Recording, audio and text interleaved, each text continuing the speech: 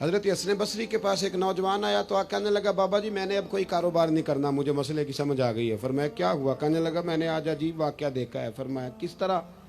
کہنے لگا میں جنگل میں گیا ہوں تو میں نے ایک شیر کو دیکھا ہے, شیر نے شکار کیا ہے, ایک بکری اس نے گرائی ہے, اس کو آدھا کھایا ہے اور باقی تھوڑا سا گوشت بچا کے تو شیر چڑھنے لگ گیا پہاڑ پہ. پہاڑ کے اوپر اس نے ایک نابینا اور پاؤں سے معذور لومڑی بیٹھی تھی, تو شیر نے باقی جا کے شکار اس کو کھلایا ہے.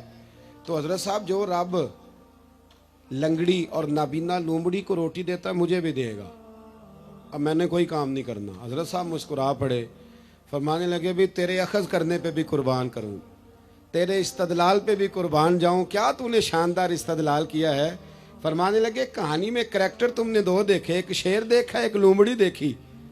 تم نے لومڑی بننے کا پروگرام بنایا, شیر بننے کا کیوں نہیں بنایا؟ شیر بننا, کھا بھی اور کھلا بھی, پہن بھی اور پہنا بھی, آگے بڑھ. تم نے لومڑی بننے کا ارادہ کر لیا ہے کہ پہنچے گا تو کھاؤں گا. شیر بنے شیر, اللہ کی ذات پر بھروسہ کرے.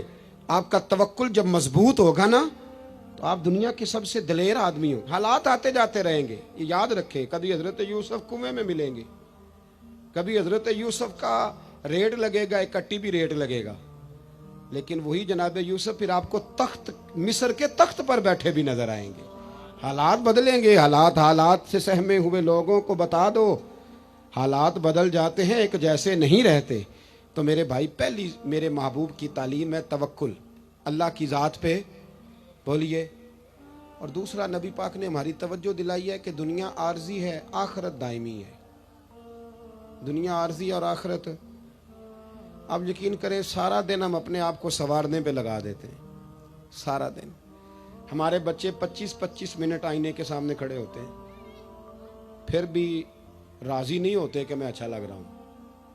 جہے بندے نوں وہم ہو جاتا نا میں چنگا نہیں پیا لگتا, وہ کدے چنگا نہیں جے لگتا, وہ جڈا مرضی چنگا لگے, چونکہ انہوں وہم لگ گیا ہے کہ میں اچھا لگ رہا.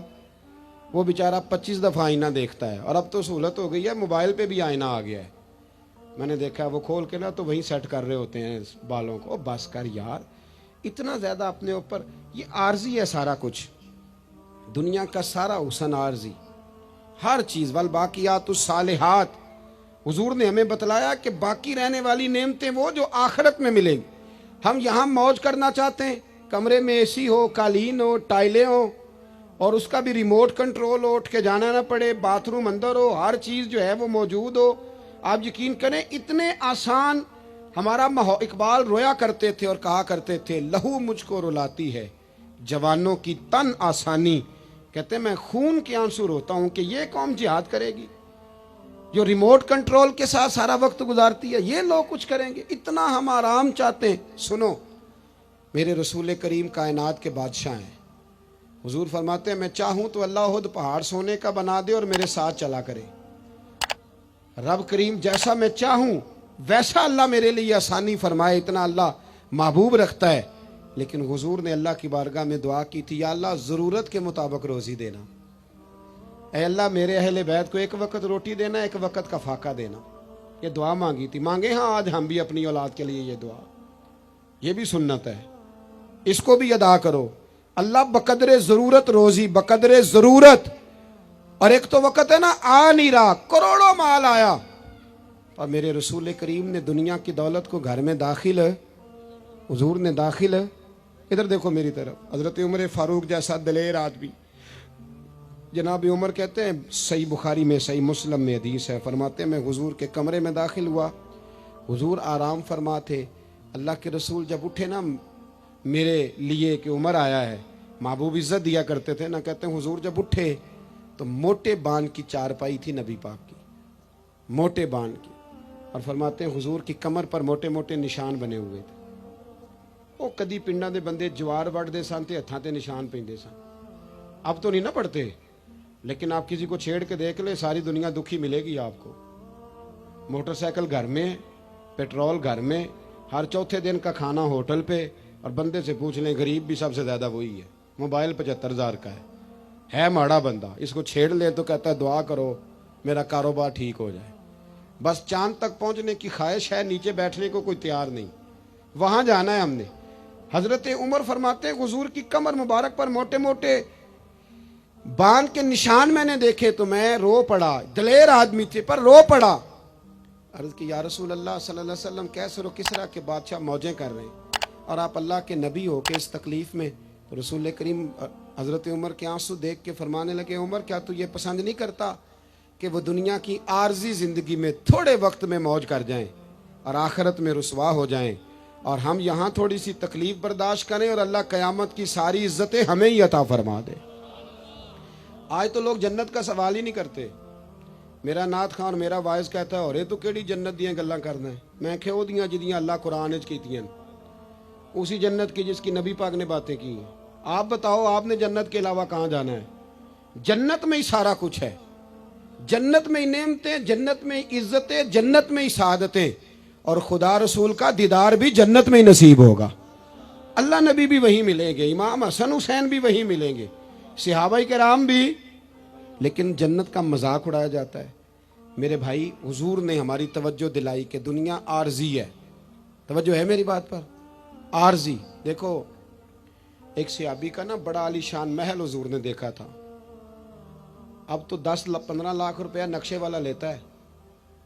اچھا گھر آپ نے بنانا ہو نا تو 10-15 لاکھ نقشے والا مانگتا ہے. اور آپ سوسائٹیاں جا کے دیکھ لیں, میرے جیسا دیہاتی آدمی تو حیران ہو جاتا ہے. خیر میں نے تو پیروں کی پیر صاحب کی پجاروں دیکھ کے بھی حیران ہی ہو جاتا ہوں. میں تو چھوٹا آدمی ہوں تو میں تو اکثر حیران ہی رہتا ہوں. کیا لاؤ لشکر ہیں, کیا کمال ہے, درس فقیری کا, انداز امیری کا, کیا مطلب انفرادیت ہے اور کیا حسن ہے, کیا کمال ہے. تو حیران ہو جاتا ہوں.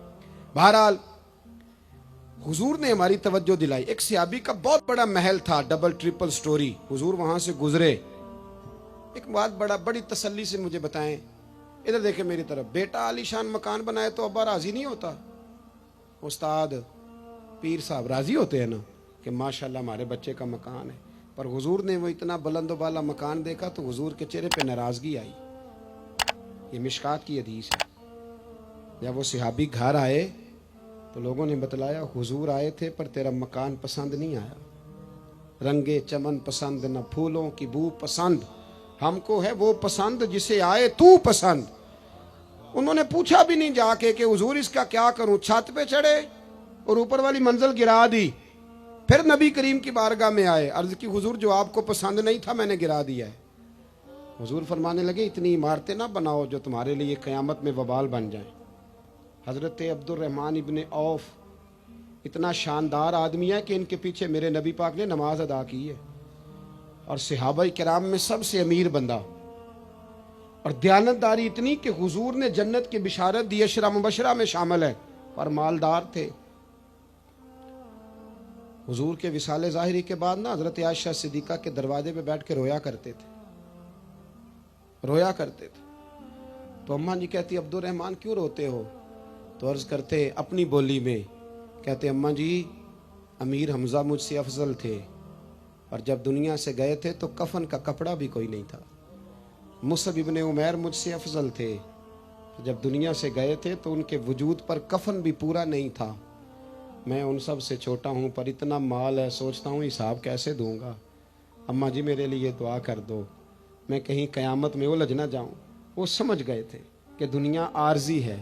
آپ یقین کریں فکر ہی ختم ہو گئی ہے لوگوں کی. فکر ہی, اگر کوئی بات کرتا ہے بندہ تو وہ صرف اتنی کرتا ہے کہ میرے بچوں کی دنیا اچھی ہو جائے. خدا را میرے رسول پاک نے جو ہمیں پاک فرمایا تو بہت بڑا سبق یہ دیا کہ دنیا عارضی ہے. دنیا عارض.